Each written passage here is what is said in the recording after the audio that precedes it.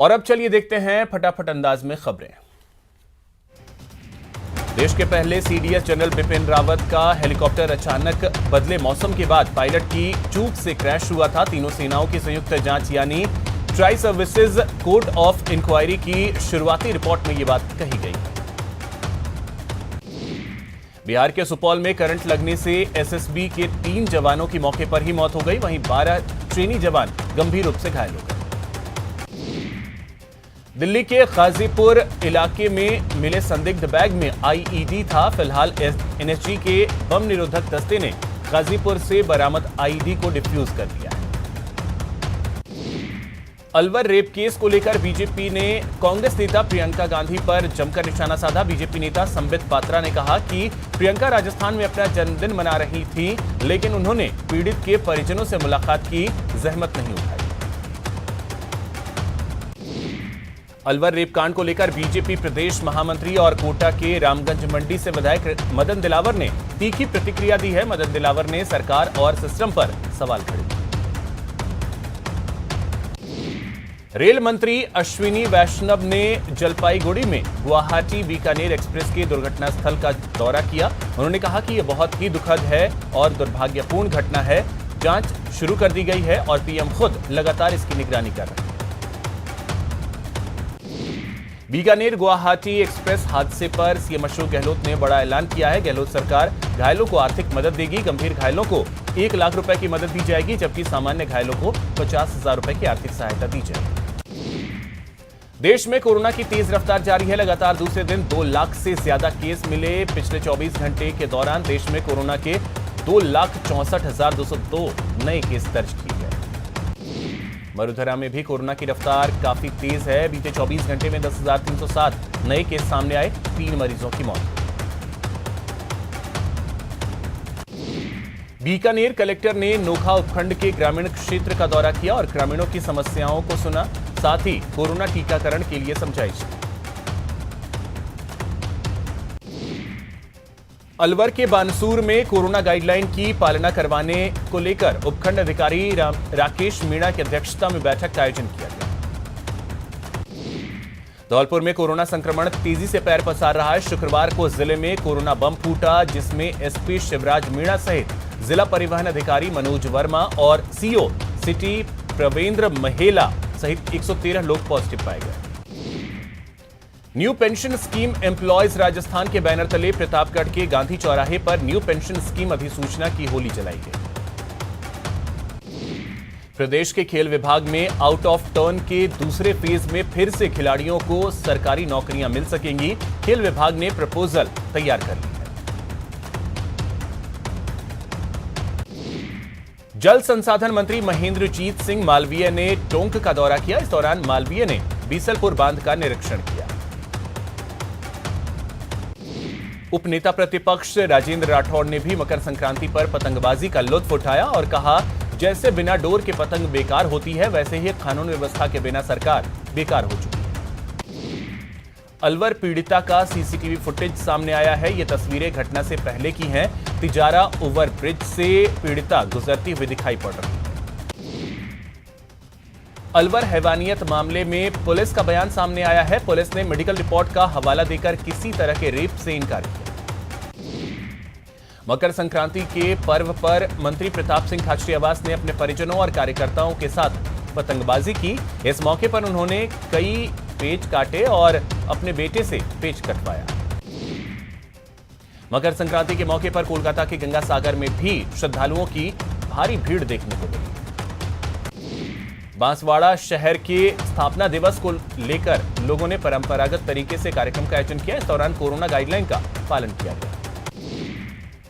बूंदी में शुद्ध के लिए चल रहे युद्ध अभियान के तहत खाद्य विभाग की टीम ने दुकानों में सैंपल लिए।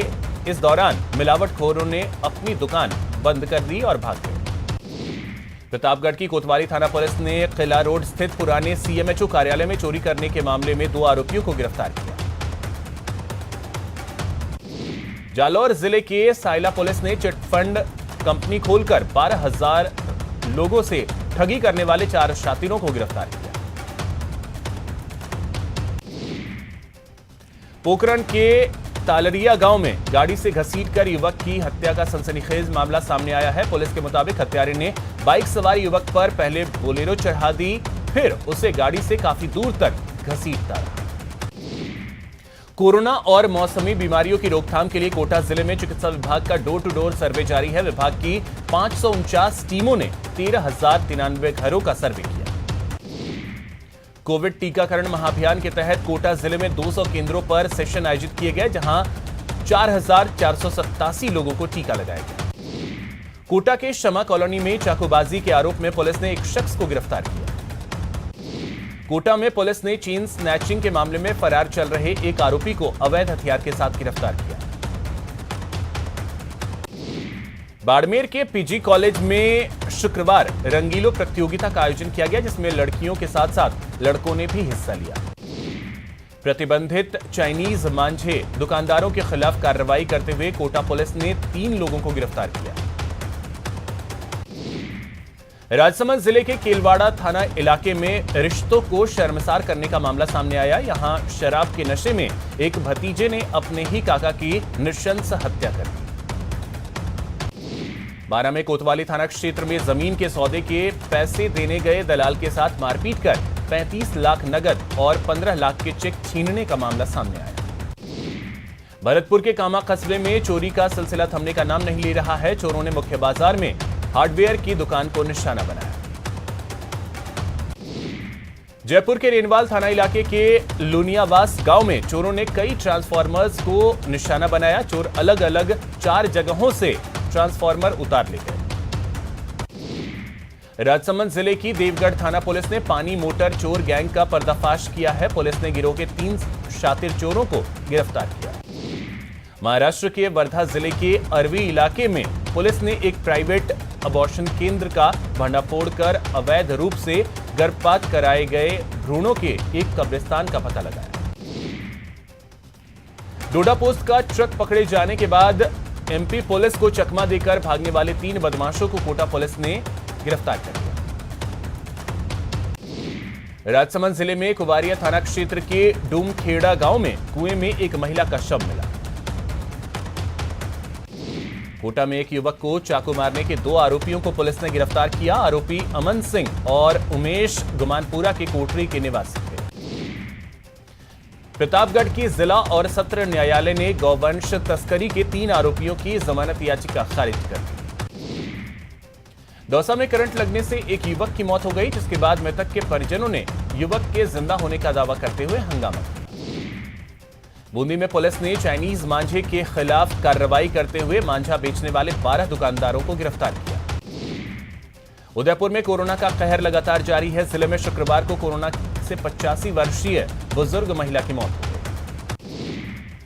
उदयपुर नगर निगम ने शुक्रवार को आजादी के अमृत महोत्सव के तहत केंद्र सरकार से वस्त्र मंत्रालय ने बच्चों को पतंग बांटे। मकर संक्रांति के महापर्व पर राजसमंद के नवल श्याम कृष्ण गौशाला केलवा में गौ भक्ति का आयोजन किया गया। अलवर निर्भया मामले में नया मोड़ आता दिखाई दे रहा है। पुलिस ने डॉक्टरों की मेडिकल की रिपोर्ट के आधार पर बलात्कार से इनकार किया है।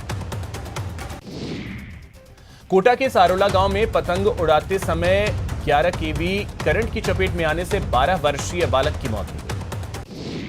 चूरू में रतनगढ़ रोड पर सड़क किनारे खड़े ट्रक से लटका शव मिलने से मामले में शुक्रवार को ग्रामीणों ने पुलिस स्टेशन के सामने प्रदर्शन करते हुए नामजद आरोपियों की गिरफ्तारी की मांग की। आज सेना दिवस के अवसर पर जैसलमेर में मिलिट्री स्टेशन के पास खादी से निर्मित विश्व के सबसे बड़े राष्ट्रीय ध्वज भारतीय तिरंगा फहराया जाएगा। चूरू के महिला थाने में संचालित महिला सुरक्षा और सलाह केंद्र में शुक्रवार को पति पत्नी के विवाद का आपसी सुलह और राजीनामे से निस्तारण करवाया। चूरू में पतंग को लेकर एक युवक पर लाठी सरियों से हमला किया गया, जिसमें युवक गंभीर रूप से घायल हो गया।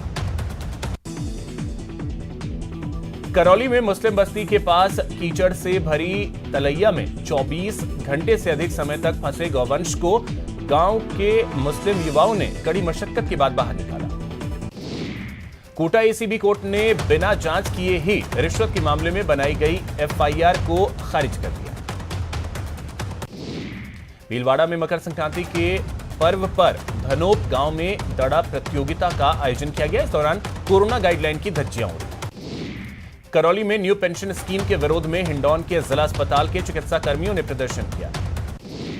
उदयपुर में प्रेम प्रसंग में डेंटल कॉलेज के छात्र का 4 युवतियों ने अपहरण कर लिया। हिरणमगरी थाने में 4 युवतियों सहित 5 जनों के खिलाफ अपहरण और मारपीट का केस दर्ज किया गया। अलवर निर्भया मामले में भाजपा सांसद महंत बालकनाथ ने मंत्री ममता भूपेश की बयान पर कड़ी आपत्ति जताई है। सीबीआई जांच की मांग। धौलपुर में न्यू पेंशन स्कीम के विरोध में सरकारी कर्मचारियों ने फेडरेशन के नेतृत्व में प्रदेश व्यापी हल्ला बोला और आंदोलन किया। मकर संक्रांति पर कोटा में महिला की मौत के बाद परिजनों ने नेत्रदान करवाकर एक मिसाल कायम की। सुजानगढ़ में मकर संक्रांति का पर्व हर्षोल्लास के साथ मनाया गया। श्रीगंगानगर में सर्दी का सितम जारी है। पूरा जिला घने कोहरे की चपेट में है। कोटपुतली में सर्दी के साथ कोहरे का कहर जारी है। सुबह सुबह पूरा इलाका कोहरे की चादर में लिपटा नजर आया। चूरू के LIC ऑफिस में टोक्यो पैरालंपिक के सिल्वर मेडलिस्ट और राजीव गांधी खेल रत्न अवॉर्डी देवेंद्र झाझड़िया का सम्मान किया गया। सीजन 1 की सफलता के बाद पहले से ज्यादा रोमांचित और दिलचस्प बायजूस यंग जीनियस सीजन 2 का आगाज। बच्चों की ऐसी प्रतिभा और उपलब्धियां जो आपको आश्चर्यचकित कर देंगे। एक ऐसा शो जहां आप देखेंगे कि जुनून आपको कहां तक पहुंचा सकता है। 15 जनवरी से शुरू हो रहा है बायजूस यंग जीनियस सीजन 2। देखें बच्चों के अद्भुत कौशल को एक नए अवतार में। शनिवार शाम 7:30 बजे न्यूज 18 राजस्थान पर।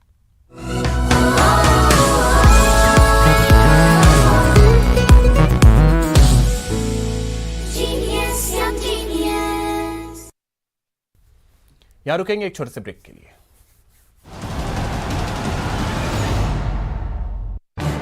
इस न्यूज हेडलाइंस के प्रायोजक